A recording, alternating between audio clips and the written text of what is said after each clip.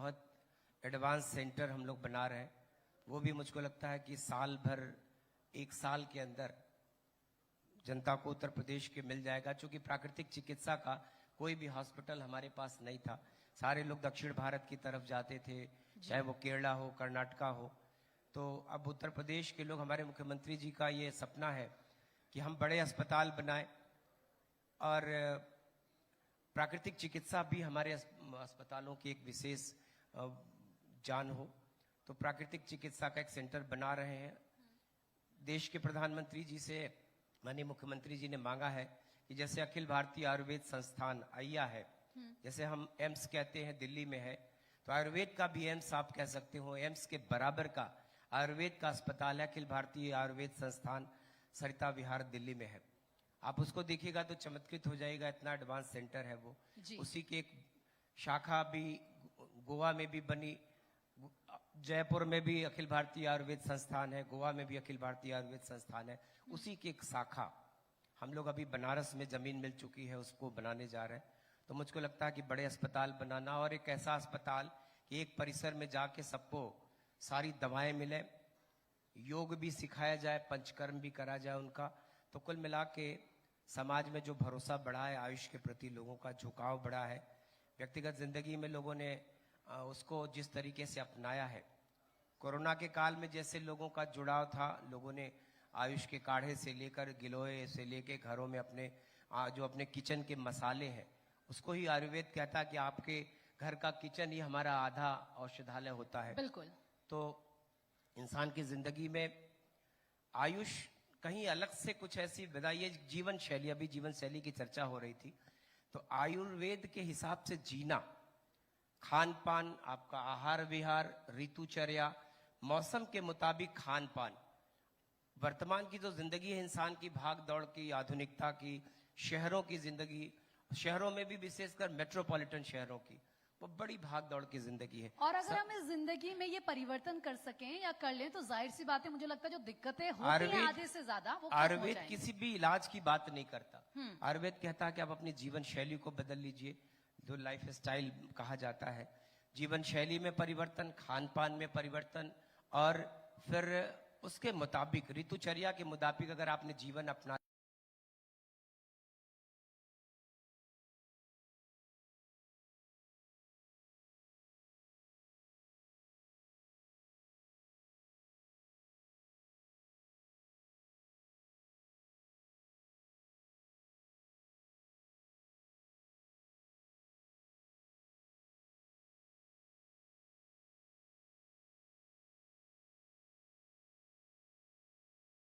के पौधे हैं, वही तो आयुर्वेद है।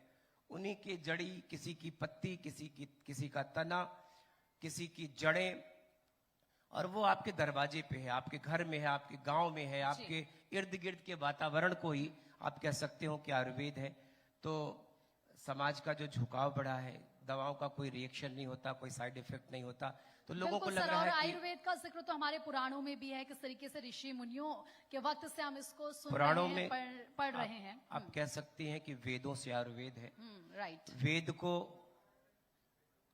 वेद का शाब्दिक अर्थ होता है विज्ञान, और आयुर्वेद का मतलब आयु का विज्ञान, तो ये उम्र का विज्ञान है। आयुर्वेद का शाब्दिक अर्थ ही होता है कि आयु का विज्ञान, उम्र का विज्ञान। तो अपने आप जो लोग जुड़े हैं, जो लोग इन चीजों पे गौर कर रहे हैं आजकल, वेदों से आयुर्वेद है। वेदों में के बाद हमारे ऋषि मुनियों ने व्यक्तिगत, चाहे चरक ऋषि ने लिखा हो चरक संहिता, चाहे महर्षि सुश्रुत, दुनिया के पहले प्लास्टिक सर्जन थे, और वर्तमान में प्लास्टिक सर्जरी भी उनको फादर ऑफ सर्जरी कहती है। तो महर्षि सुश्रुत ने काशी में दुनिया का पहला सर्जरी का अस्पताल खोला। महर्षि सुश्रुत की संहिता है सुश्रुत संहिता।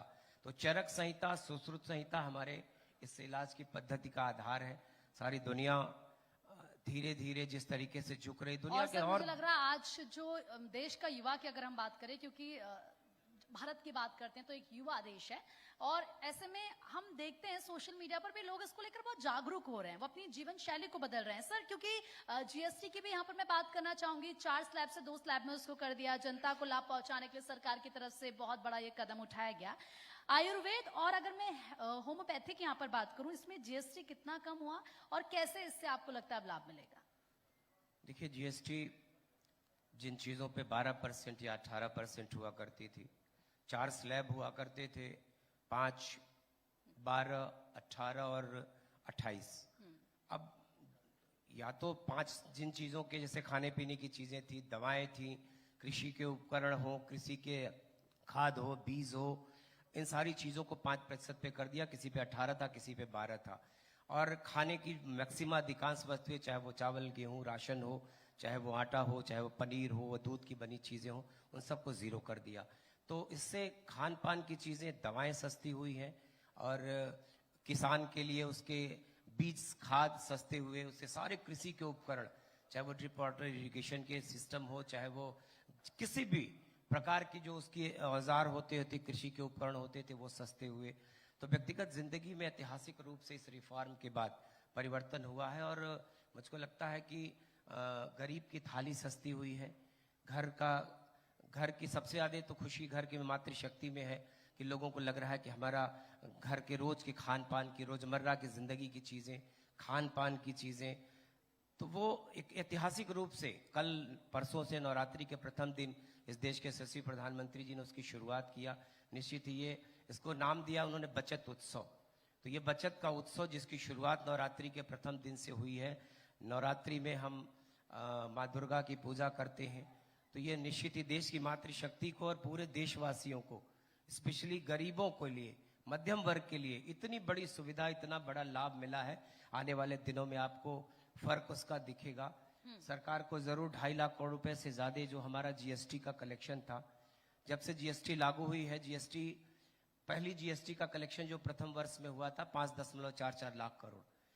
इस वर्ष 2025 में जीएसटी का कलेक्शन था 22.08 लाख करोड़। तो यह चमत्कृत करने वाला कनेक्शन था।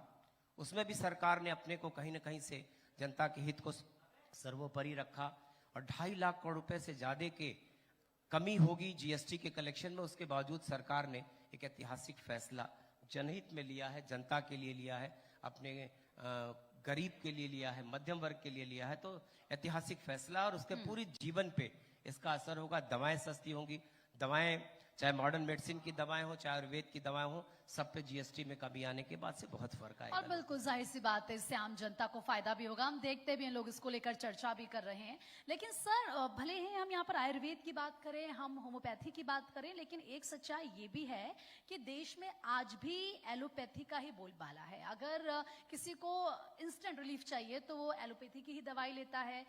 तो आप अब ऐसे में कैसे आयुर्वेद और होम्योपैथी को आगे बढ़ाएंगे? मतलब इसको लेकर आप लोगों का क्या विजन है?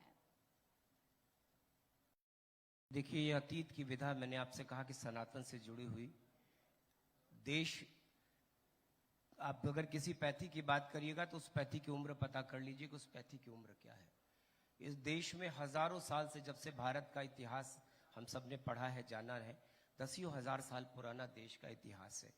तो वो मानव कैसे जिंदा था, देश का किस विधा से जिंदा था, तब आपको लगेगा कि ये आयुर्वेद देश के पर्वतीय अंचलों में, चाहे कश्मीर से लेकर हिमाचल से लेकर उत्तरांचल से लेकर देश के पर्वतीय राज्यों में, वो जो पूर्वोत्तर के राज्य हैं, उन सब में भगवान गौतम बुद्ध के द्वारा शुरू की गई एक विधा है जिसका नाम है सुवारिकपा। दक्षिण भारत में एक विधा प्रचलित है जो सिद्धि, मतलब कहते हैं कि सिद्ध नाम है उसका। वो दक्षिण भारत में महर्षि अगस्त जो काशी के जन्मे ऋषि थे, उन्होंने जाके तमिलनाडु में शुरू किया। दक्षिण भारत में उस विधा का बहुत प्रचलन है, सिद्ध का। होम्योपैथ सर हैनीमैन जो जर्मनी के रहने वाले और एलोपैथ के डॉक्टर थे, उनकी बेटी बीमार पड़ी तो उन्होंने अपनी बेटी के इलाज के लिए इस पैथी को जन्म दिया। 270 साल हुए इस विधा को, जिसका नाम है होम्योपैथी। लेकिन जब आयुर्वेद की बात करिएगा तो वेदों से आयुर्वेद है, वेदों की कोई उम्र कोई नहीं बता पाता, क्योंकि ये दैवी ग्रंथ माने जाते हैं। तो तब से भारत आयुर्वेद के भरोसे ही जिंदा था। अतीत में अगर आप पढ़ते हैं कि महाभारत काल में भगवान लक्ष्मण को, भगवान राम के जो भाई थे लक्ष्मण, उनको मूर्छा लगी तो उनके इलाज के लिए सुषैण वैद्य आए। सुषैण वैद्य ने एक संजीवनी बूटी के बारे में बताया। भगवान हनुमान लेने गए तो तब भी वो वैद्य थे। महाभारत की लड़ाई को आप पढ़िएगा कि सुबह दिन में युद्ध होता था, शाम को युद्ध रोक दिए जाते थे। शाम को फिर वो सारे वैद्य, उनके नाम है, अगर आप कभी महाभारत में गीता पढ़िएगा तो आपको लगेगा कि वो वैद्य फिर रात भर अपने लोगों की, घायल सैनिकों की मलहम पट्टी करते थे, फिर वो सुबह युद्ध के लिए तैयार थे। दक्षरात की कटी हुई गर्दन, बकरे का धड़ लगना, चाहे आपने पढ़ा भगवान गणेश जिनकी हम पूजा करते हैं, उनको हाथी के बच्चे का धड़ लगाया गया, वो ट्रांसप्लांट है। और उस अतीत के भारत का ट्रांसप्लांट है जब कोई पैथी दुनिया की जिंदा नहीं थी। तो हम बड़े गर्व से कहते हैं कि सनातन की विधा है और देश उसी के भरोसे हजारों साल तक था। बीच का एक ऐसा काल चक्र है जिसमें कि एक पैथी के चलते और वो मॉडर्न मेडिसिन से जोड़ दिया गया। तो फिर जो बीच का दौर था, लेकिन हम बधाई देना चाहते हैं देश के प्रधानमंत्री जी को कि उन्होंने आयुष को अलग एक नई जिंदगी दिया, नई विधा के रूप में उसको फिर से नया मंत्रालय बना दिया। अब आयुष के सपनों को जो पंख लगे हैं, देश में जिस तरीके से लोगों का भरोसा बढ़ा है। और एक बात आपको कहूंगा तो अच्छा लगेगा कि WHO ने सारे दुनिया के संयुक्त राष्ट्र से जुड़े 180 से ज्यादा देशों की परंपरागत दवाओं के लिए भारत को अपना हब माना है। भारत में जामनगर में international institute of traditional medicine, तो कल्पना करिए कि भारत ही वो देश था जो इन देशों की, सारे देशों की परंपरागत दवाओं पे शोध के लिए WHO ने भारत में इंस्टीट्यूट बनाया है। वो काम कर रहा, हम भी उसमें शामिल हैं। तो देश में वर्तमान में जित शोध की बात होती कि इन ग्रंथों में आखिर में इनका आधार क्या है, कहाँ शोध हुआ, कि दुनिया के किस मानक प्रदान करने वाली किस कंपनी ने इन दवाओं को शोध किया, तो ये मानव शरीर ही उसकी प्रयोगशाला थी। दुनिया में ऋषि संतों ने, महात्माओं ने उसको प्रूव किया। और ये दैवी विधा है। भगवान धन्वंतरी जो ईश्वरी वैद्य कहे जाते हैं, समुद्र मंथन में अमृत का कलश लेके प्रकट हुए, वही आयुर्वेद के देवता हैं। उन्हीं के मानवीय अवतार के रूप में काशी के राजा दिवोदास को हम लोग भगवान धन्वंतरी का मानवीय अवतार मानते हैं। उन्हीं के योग्यतम शिष्य थे महर्षि सुश्रुत, जिनको कि दुनिया फादर ऑफ प्लास्टिक सर्जरी कहती है। हम उनकी ग्रंथों के आधार पर इलाज करते हैं। जहां तक शोध का विषय है, हम लगातार इंस्टीट्यूट, शोध परक संस्थाएं, विश्वविद्यालय और शोध को बढ़ावा दे रहे हैं। इन चीजों से आपको लगेगा कि दुनिया को शोध के बगैर किसी पद्धति को संसार मान्यता नहीं देता। तो हम भी आयुर्वेद में देश के प्रधानमंत्री जी, हमारे मुख्यमंत्री जी के लगातार प्रेरणा से शोध परक दवाएं, और बहुत यहाँ पिछले बैठकों में आपने देखा कि आयुर्वेद से जुड़े हुए लोग बात कर रहे थे। तो अब सब हमारी जो दवाएं हैं उनके प्रति लोगों का भरोसा बढ़ा, इसलिए कि वो मान्यता प्राप्त संस्थानों से अप्रूवल उनका होता है। तो आने वाला कल दुनिया के लिए, संसार के लिए मोदी जी ने एक संकल्प लिया योग के लिए। योग हमारी उसी योगियों की विधाएं जो देश के ऋषि मुनियों के द्वारा कहते थे, योग योगियों की विधा है। आज वो जन सुलभ है, सारे संसार भारत ने अपनाया और सारे विश्व ने जिस तरीके से योग को 21 जून को विश्व योग दिवस के रूप में मनाया। कल का दिन जो 23 सितंबर था, विश्व योग दिवस 21 जून को होता है। वो दुनिया का सबसे 365 दिनों का सबसे लंबा दिन होता है। आपको बताऊं तो अच्छा लगेगा, कल जो 23 सितंबर थी वो वर्ष का एक ऐसा दिन होता है जब दिन और रात दोनों बराबर होते हैं। यही आयुर्वेद है कि जीवन का जो संतुलन है, मन का, मस्तिष्क का, शरीर का, उसी संतुलन को बनाए रखने के लिए 23 सितंबर को आयुर्वेद दिवस के रूप में हम सभी मनाते हैं। तो हमको लगता है कि ये वो विधा है जो हमारी जीवन शैली में परिवर्तन से एक दिन हमको एहसास होगा इन चीजों। बिल्कुल। और सर, हम यही उम्मीद आगे करेंगे कि जो आयुष मंत्रालय है वो बेहतरीन काम करे, लोगों के जीवन को बदले, उनके जीवन में नया परिवर्तन लेकर आए। और बहुत बहुत शुक्रिया सर आपका हमारे साथ यहाँ पर बातचीत करने के लिए, मंच पर आने के लिए। सर, मैं रिक्वेस्ट करूंगी कि आप मंच पर ही रहिए, क्योंकि हमारे जो तमाम परिवार के लोग हैं वो आपको यहाँ पर सम्मानित करना चाहते हैं। तो सबसे पहले तो सर मैं आपसे रिक्वेस्ट करूंगी, शिशिर सर प्लीज आप मंच पर आए। मैं चाहूंगी कि आप सर को सम्मानित करें। सुमित जी आप भी मंच पर आए। दावशिव जी और देवाशीष जी, अवनीश जी आप भी प्लीज मंच पर आए। आप सभी मंच पर आए और सर को सम्मानित करें। देखिए, आयुष मंत्रालय बेहतरीन काम कर रहा है। सर की तरफ से बताया गया कि सरकार किस तरीके से आगे इस विजन के साथ बढ़ रही है। और जाहिर सी बात है, एक जीवन में जो परिवर्तन की आप बात करते हैं, आयुष मंत्रालय उसको लेकर भी काम कर रहा है। ये तस्वीरें मुस्कान के साथ आनी चाहिए, आप सभी के चेहरे पर मुस्कान रहनी चाहिए, क्योंकि और इसी के साथ जोरदार तालियां हो जाए। देखिए, तालियों में कमी नहीं होनी चाहिए। अभी भी मुझे कंजूसी तो दिख ही रही है। जोरदार तालियां हो जाए इसी तरीके से मुस्कान के साथ। और अब मैं मंच पर बुलाना चाहूंगी doctor Nishant Gupta ji, Ayurveda sir, please come to the stage. Prashant Shrivastava sir, इसके बाद जीएम ऋषिता डेवलपर्स। यह सम्मान इसीलिए जरूरी हो जाता है क्योंकि जो काम किए जाते हैं उनको पहचानना, अप्रिशिएट करना। और देखिए, जब कोई काम करते हैं, हम भी अपनी जिंदगी में छोटे से छोटा काम करें और अगर उसे अप्रिसिएशन मिलता है तो जाहिर सी बात है हम उसे और बड़ा करते हैं और बेहतरीन करते हैं और अच्छा करते हैं। और इसीलिए ये जो सम्मान है इस वक्त किया जा रहा है उन तमाम लोगों का, जैसे कि मैंने शुरुआत में कहा कि अलग अलग सेक्टर्स में जो काम हो रहे हैं उन्हें पहचान मिले। ये पहचान इसीलिए भी जरूरी है कि आप देखिए, आगे हम इसे एक मिसाल के तौर पर देखते हैं, हम ऊंचाइयों पर, बुलंदियों पर देखते हैं और यही वो काम है जो तस्वीर किसी भी राज्य की बदलती है। छोटे छोटे कदमों से ही हम अपने लक्ष्य को हासिल करते हैं।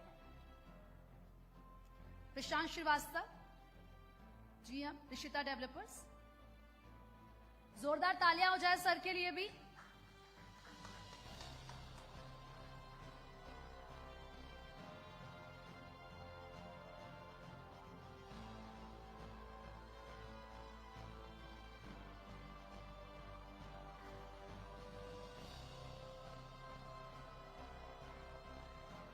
Thank you so much sir, Bharat 24 के इस मंच पर आने के लिए, अपनी राय हमारे साथ साझा करने के लिए और साथ ही ये बताने के लिए कि कैसे आयुष मंत्रालय लगातार काम कर रहा है।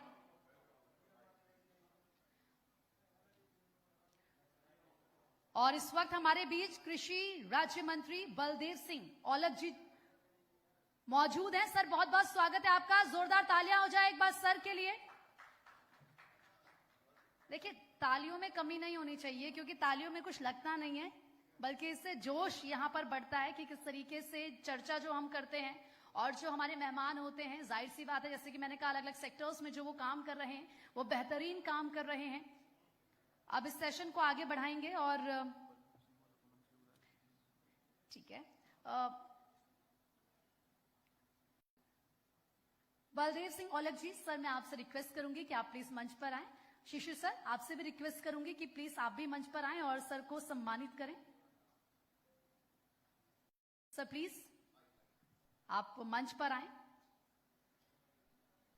कृषि राज्य मंत्री बलदेव सिंह औलख जी, जोरदार तालियां हो जाए सर के लिए, क्योंकि आप देखिए राज्य में जिस तरीके से काम हो रहे हैं वो काम सराहनीय है। आप देखिए, अगर हम बात कृषि क्षेत्र की करें, किसानों की करें, तो लगातार किसानों की जो जीवन शैली है वो बेहतर हो, इसको लेकर सरकार की तरफ से बड़े कदम उठाए जा रहे हैं। और इसी पर अब आगे क्योंकि बातचीत भी की जाएगी, चर्चा भी की जाएगी। शिशु सर, बिल्कुल मैं चाहूंगी कि आप इस चर्चा को आगे बढ़ाएं।